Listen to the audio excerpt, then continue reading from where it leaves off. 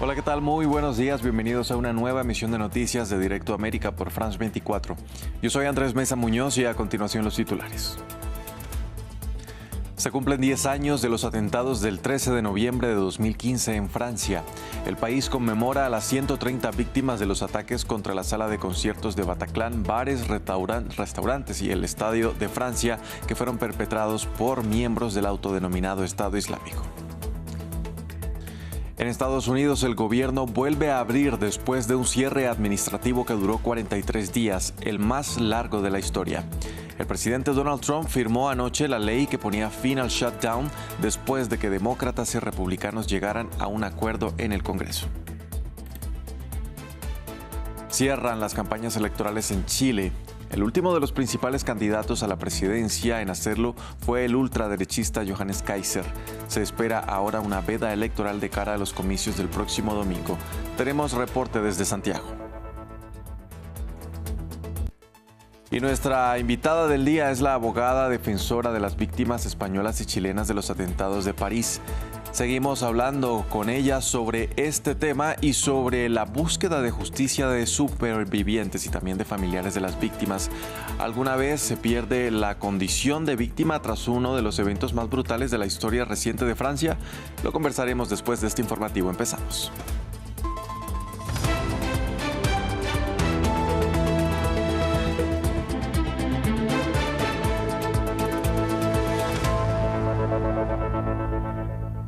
Vamos a iniciar en Francia, donde hoy se conmemora a las 132 víctimas de los atentados del 13 de noviembre de 2015 en París, que hoy cumplen 10 años, los más mortíferos en la historia del país desde la Segunda Guerra Mundial y que fueron perpetrados por miembros del autodenominado Estado Islámico que irrumpieron en la sala de conciertos Bataclan, en bares, restaurantes y a las afueras del Estadio de Francia, donde jugaba la selección.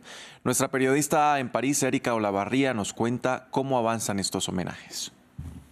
Sí, para este 10º aniversario la ceremonia principal sigue el mismo esquema que los años anteriores. Esto quiere decir un recorrido cronológico de las autoridades, que esta vez incluye al presidente Emmanuel Macron, por los sitios que vivieron estos atentados, empezando por el Stade de France, luego siguiendo por los bares y terrazas, para terminar aquí detrás mío en la sala de conciertos Bataclan, donde hubo la mayor cantidad de víctimas, recordemos, 90 personas. Sin embargo, este año, como son 10 años, habrá una ceremonia central. Tendrá lugar esta tarde cuando se inaugure un jardín memorial detrás de la Alcaldía de París, un jardín que ha sido cuidadosamente decorado con plantas, por ejemplo, un olivo, el árbol de la paz, y un olmo, el árbol de la justicia, que tendrá aves que representen la vida y que estará abierto las 24 horas del día, porque así lo han querido las asociaciones de víctimas. Allí también habrá un acto central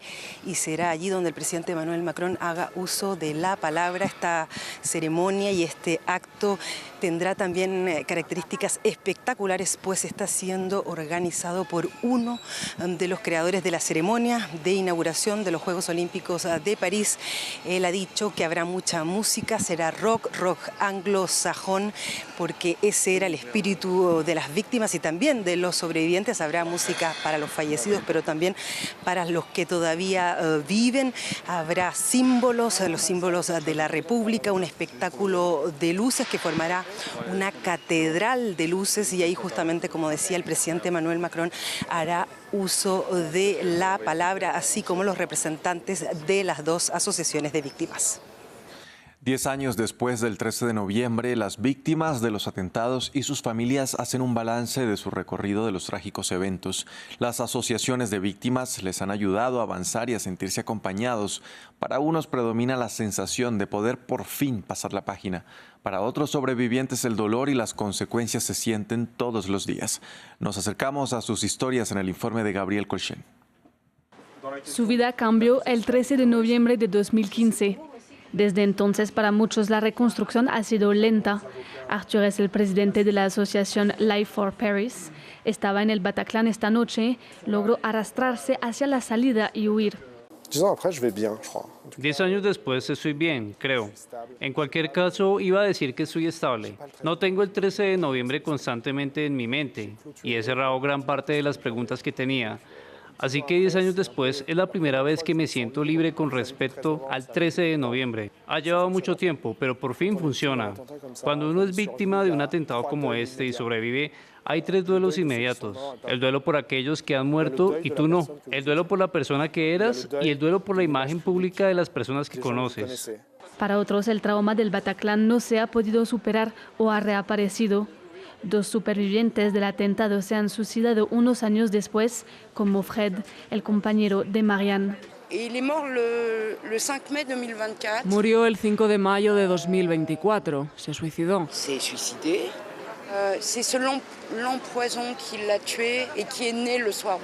Fue ese veneno lento el que lo mató y el que nació la noche del 13. La herida existencial de esa noche nunca se cerró y se volvió a abrir para volver a ser una vez más insoportable. Los ataques también hicieron numerosas víctimas en varios cafés de la capital. Eva estaba con sus amigas en la terraza de La Belle Équipe cuando se desplomó en el suelo. J'ai tout pris de profil de gauche. Ce qui fait que j'ai eu des balles au niveau du bras et au niveau de la... Recibí todos los impactos en el lado izquierdo. Tuve balas en el brazo, el pie y la pierna izquierda. La misma noche del 13 de noviembre tuve que tomar la decisión de amputarme o no la pierna o bueno, el pie. Disons après plutôt bien. Estoy bastante bien, 10 años después, bastante bien. La vida no es fácil todos los días, la parte profesional es complicada. Reinsertarse en esta sociedad, en esta vida, con una discapacidad, con nuestra historia. En las afueras del Estadio de Francia, los terroristas dejaron una víctima mortal. El padre de Sophie fue asesinado mientras esperaba en una terraza. Malheureusement, ce jour-là, Desgraciadamente, ese día aceptó sustituir a un compañero que no pudo acudir al trabajo y acompañó a un grupo de habitantes de Reims que iban al Estadio de Francia a ver el partido.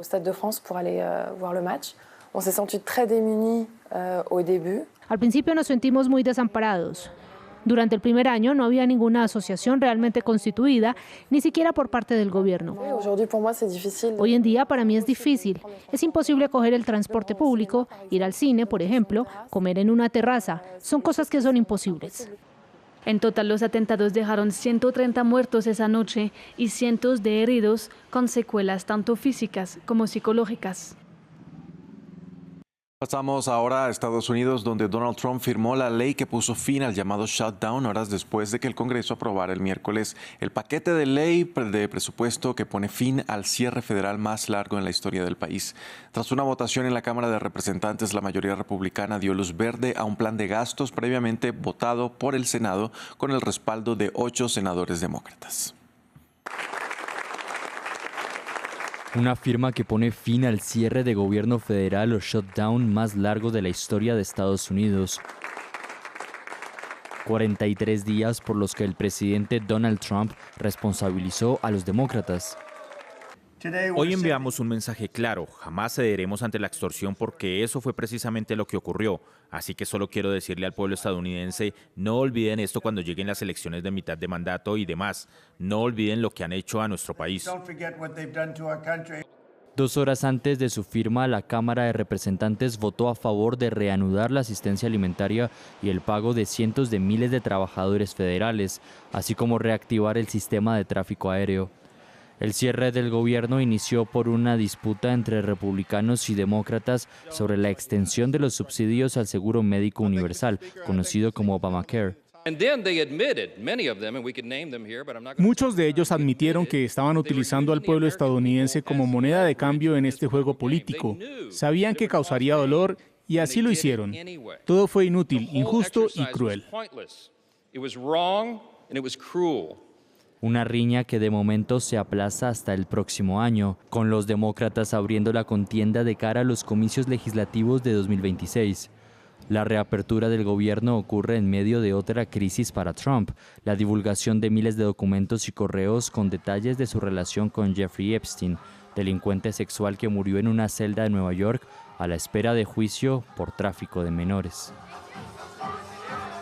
Sigue la escalada verbal entre China y Japón después de los comentarios de la primera ministra japonesa Sanae Takaichi, quien dijo que un ataque del gigante asiático contra Taiwán podría desencadenar una respuesta militar de Tokio. El gobierno hizo un llamado a la mandataria para que se retracte de dichas declaraciones que calificó de atroces. Si Japón se atreve a intervenir militarmente en el estrecho de Taiwán, constituiría un acto de agresión y China responderá con firmes contramedidas.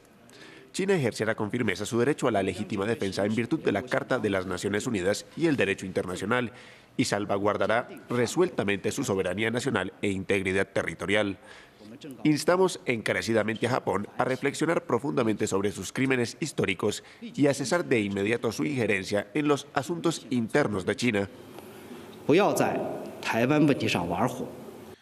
En Chile, la campaña para las elecciones presidenciales de este domingo está en su recta final, con mucha incertidumbre sobre quiénes serían los dos candidatos que podrían ir al balotaje del lado de la derecha y de la extrema derecha.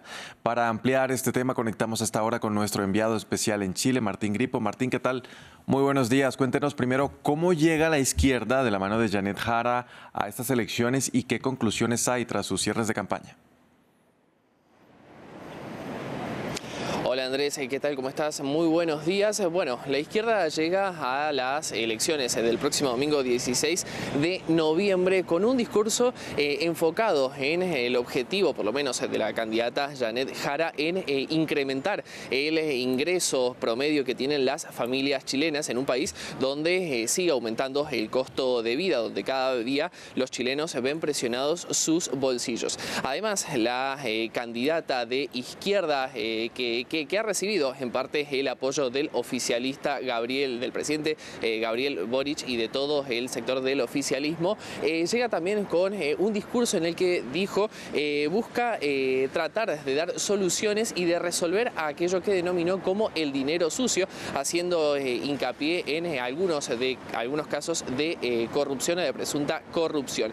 Estas son algunas de las definiciones y de las declaraciones que ha estado dando Janet Jara, líder también del Partido Comunista, durante los cierres de campaña que ha estado realizando durante esta semana. El martes tuvo su cierre de campaña en Maipú, una zona progresista de la periferia de Santiago, que es un bastión importante para el oficialismo, y así lo hizo también ayer miércoles en Talca, unos 250 kilómetros al sur de la capital chilena, y se espera que hoy también termine con algunos eventos en distintas regiones del país, como lo están realizando los diferentes candidatos. Andrés. Martín, ahora, como lo decíamos, la gran incertidumbre es del lado de la derecha y de la extrema derecha para saber quién sería el candidato en ir al balotaje. Los aspirantes se enfocan en un mismo tema, la inseguridad.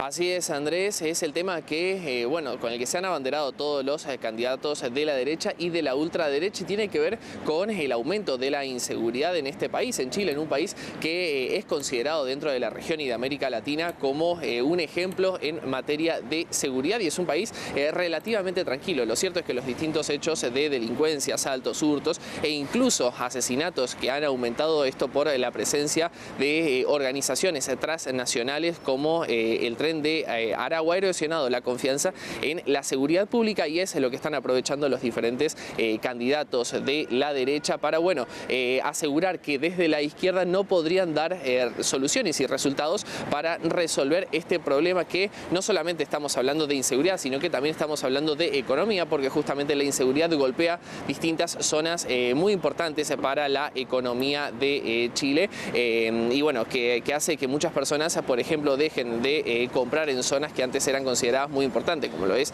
la zona de aquí del centro histórico, donde se encuentra el mercado central. Bueno, este es el discurso con el que todos los candidatos de la derecha se están haciendo los cierres de sus campañas, cada uno con más mano dura o con también discursos un poco más tranquilos en materia de seguridad, pero todos ellos culpando también al actual presidente Gabriel Boric de no haber realizado las tareas pertinentes para intentar disminuir esta situación. Andrés.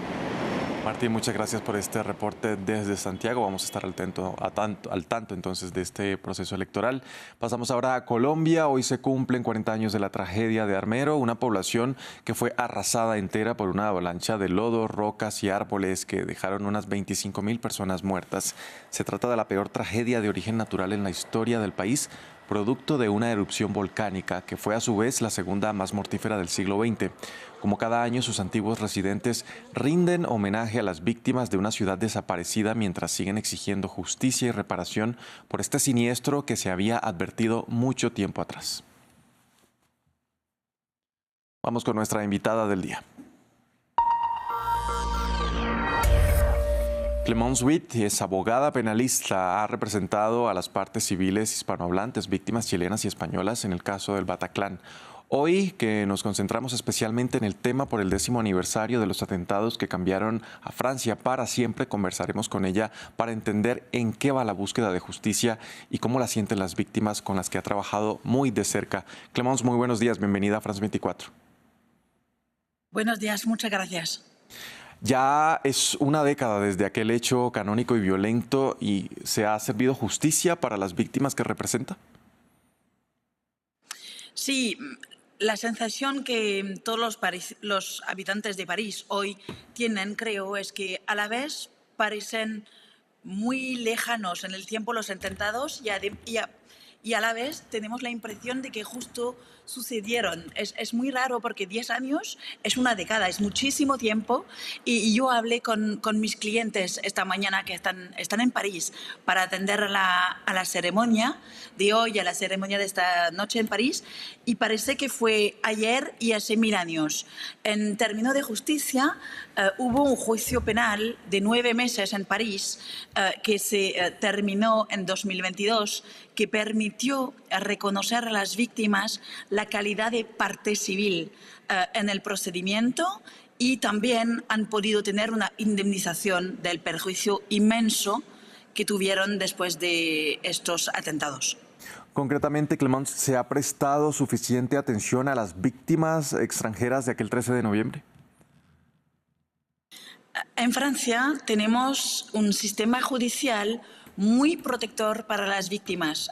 Actualmente es uno de los más protectores del mundo, porque una víctima tiene derecho, una vez que está identificada como víctima, lo único es que en el único aspecto en el cual a lo mejor Francia ha podido fallar en un primer momento fue para el acceso a la justicia. Por ejemplo, los clientes que representamos nosotros, que son las víctimas españolas y chilenas, las víctimas españolas habían sido identificadas desde el día 1, pero las víctimas chilenas no, habían sido identificados, pero el correo de la justicia francesa hacia ella, que tenía que pasar por nuestro consulado de Francia en Chile, no le había llegado el mensaje. Entonces esta familia ha llegado a juicio un día antes del juicio, o sea, 7 años después de los atentados, sin saber si tenía derecho. Pero después, felizmente, lo representamos.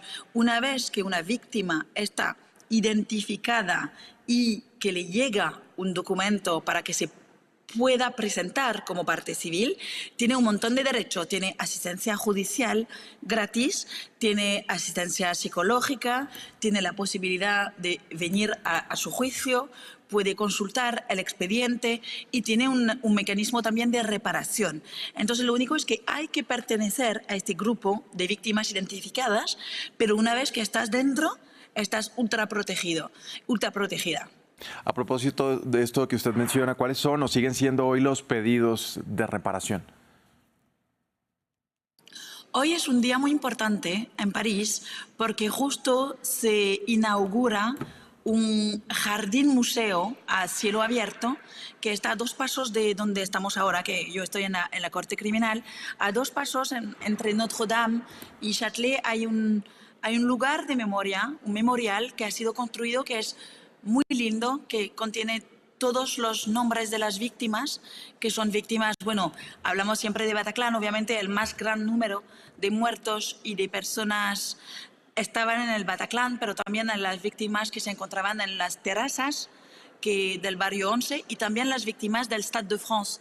Siempre olvidamos que los atentados han empezado esta noche en el Stade de France. Entonces, este lugar memorial, este jardín en el centro de París, aparte de ser precioso, es un lugar muy potente porque es una mezcla de piedras, podría parecer un poquito un cementerio, pero también con muchos árboles y mucha vegetación. Entonces es un lugar muy tranquilo, como un lugar de paz. Y hoy se inaugura esta noche en una ceremonia con nuestro presidente y con muchísimas de las víctimas, que no eran obviamente solamente francesas, sino del mundo entero.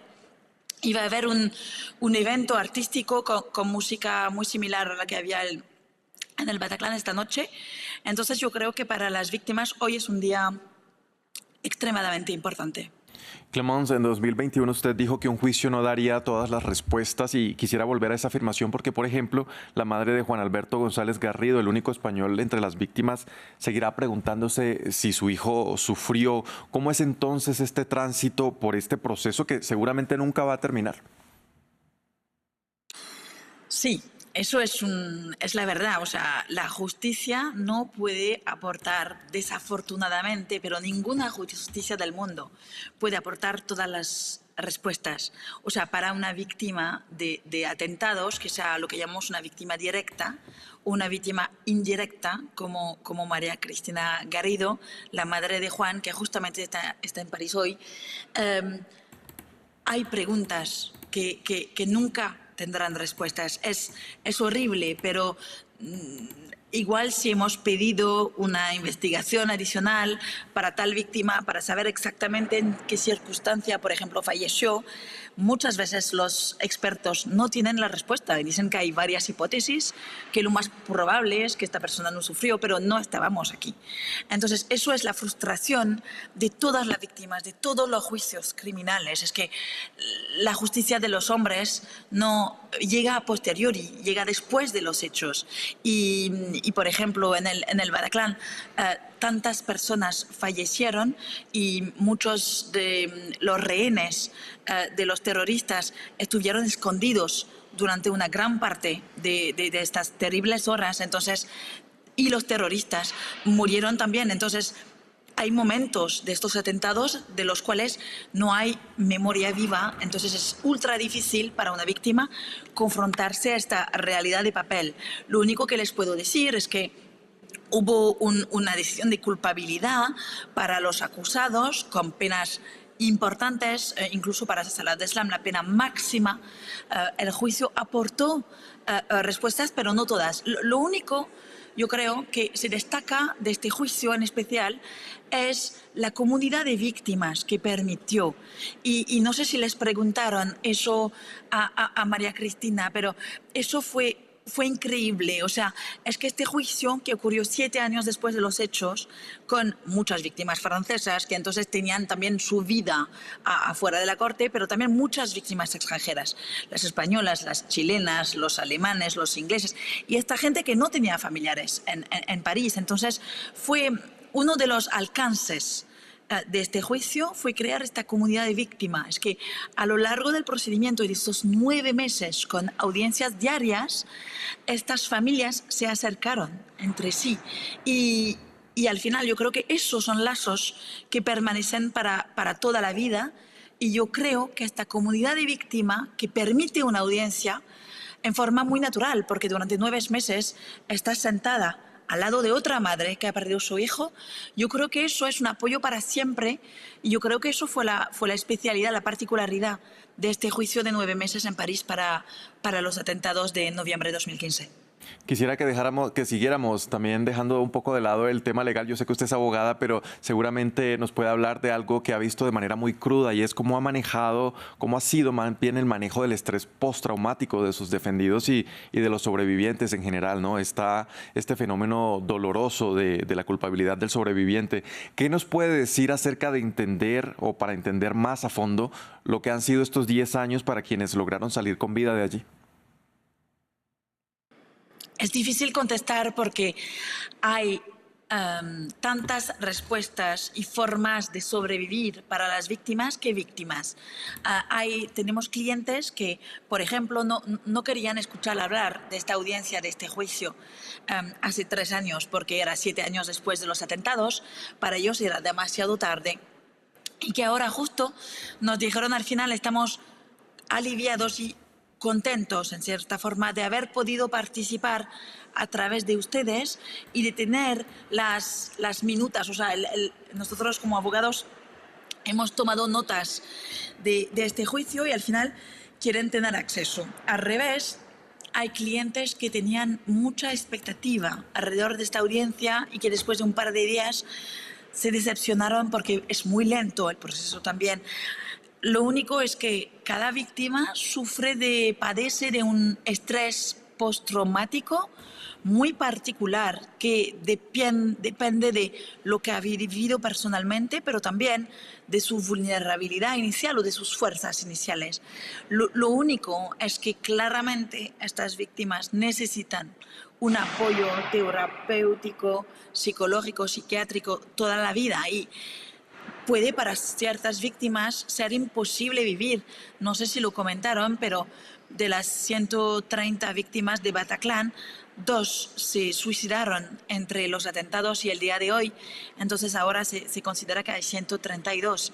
Entonces, y a la vez hay víctimas, y yo escuchaba esta mañana el presidente de una asociación que se llama Life for Paris, que es una asociación muy implicada, muy involucrada en la reparación de las víctimas. Lo escuchaba en la radio esta mañana en Francia y decía que hoy era el día en el cual que habían elegido para terminar su asociación, porque los lazos humanos iban a permanecer para siempre, pero que como ahora ya hay un lugar de memoria oficial, este jardín museo del cual les hablaba, piensan que es tiempo de terminar con esta asociación. Entonces hay un sufrimiento inmenso, pero también hay formas de reaccionar muy particulares en función de los individuos. Y yo creo que por lo menos la justicia francesa tiene muchos defectos, pero yo creo que este acompañamiento global de las víctimas de terrorismo que proponemos es un acompañamiento que puede permitir salir adelante y salir un poco de su condición de víctima, justamente. Pues bien, era Clemence Witt, abogada penalista, quien, lo decíamos, ha estado representando a las partes civiles hispanohablantes en el caso del Bataclan, que hoy cumple 10 años. Clemence, muchas gracias por acompañarnos aquí en France 24. Muchas gracias a ustedes. Y a ustedes, televidentes, también gracias por sintonizarnos. Vamos a hacer una breve pausa y ya regresamos con más. Quédense con nosotros.